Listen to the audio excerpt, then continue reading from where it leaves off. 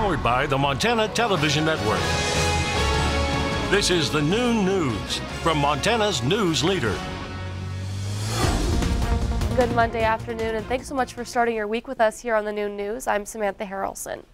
New information this afternoon as Billings police confirm an elderly man was killed Sunday night during an attempted carjacking.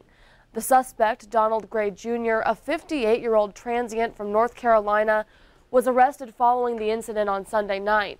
Police say it happened around 8 p.m. on Sunday when a man was abducted during an attempted carjacking near 15th Street West and Broadwater Avenue. The victim, whose name has not yet been released, and Gray struggled, and the victim suffered fatal injuries. Police say the victim died at the scene. Gray was stopped by a Billings police officer shortly after and was arrested.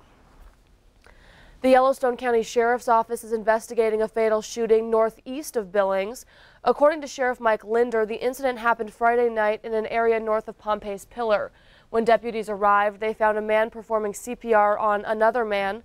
Deputies took over efforts until a medical team arrived and determined the man had died. The man was identified as 29-year-old Jordan Castro of Billings. Linder said investigators do not suspect foul play, but no arrests have been made. Great Falls police are investigating a Saturday night shooting that left 2 people dead. Officers were called to a home around 3:30 Saturday morning for a report of multiple gunshots.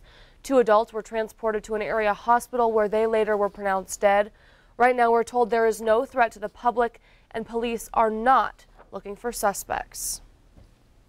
Authorities have released the name of a man who died in a one-car crash on Friday near Big Fork. 57-year-old Timothy Snyder died when his vehicle hit a tree in the Big Fork area shortly before 9 p.m. on Friday.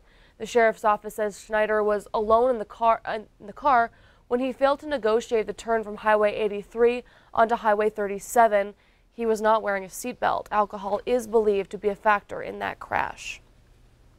The search for a missing boater east of Missoula is still underway. Search efforts for the 70-year-old man began around 2 o'clock Saturday afternoon.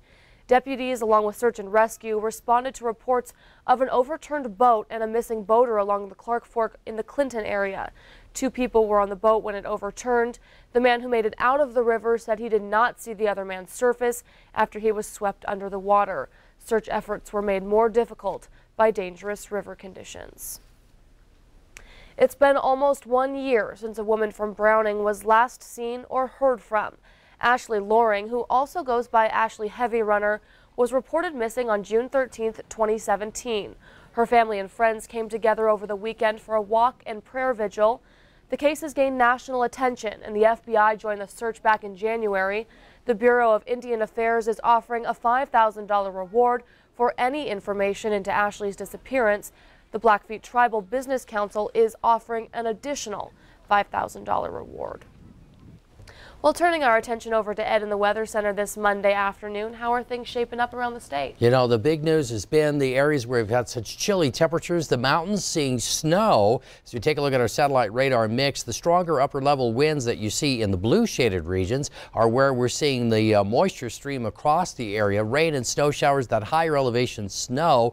And here's how things look when we take a look at a live shot from Big Sky Resort. That's been the scene since very early this morning. In fact, that's going to be one of the more popular websites on the internet right now. We'll take a closer look at how the rest of the weekend is going to start to shape up. We'll lose the snow, but will we get warm? We'll tell you in a few minutes.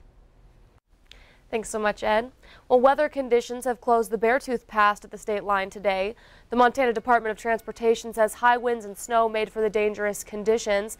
The pass was officially cleared and opened for the season over the Memorial Day holiday, but has been shut down multiple times since due to bad weather. And now we go to Yellowstone National Park, where last month was the busiest May ever. Park officials say just under 447,000 people visited the park last month. That's a 6% increase over the same time last year. The overall trend for visitors to Yellowstone during the last 5 years has been on the rise. Officials do want to remind visitors to plan ahead and to expect delays at some of the park's more popular sites. Well, thanks so much for starting your week with us here on the Noon News. Coming up, the historic summit between the United States and North Korea. We'll have the latest on the preparations before tonight's meeting. And when we come back, Ed will have your statewide forecast as we start another week. Stay with us.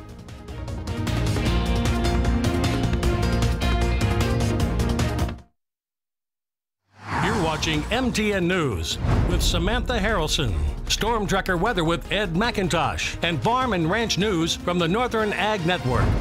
This is the noon news on Q2, Montana's news leader.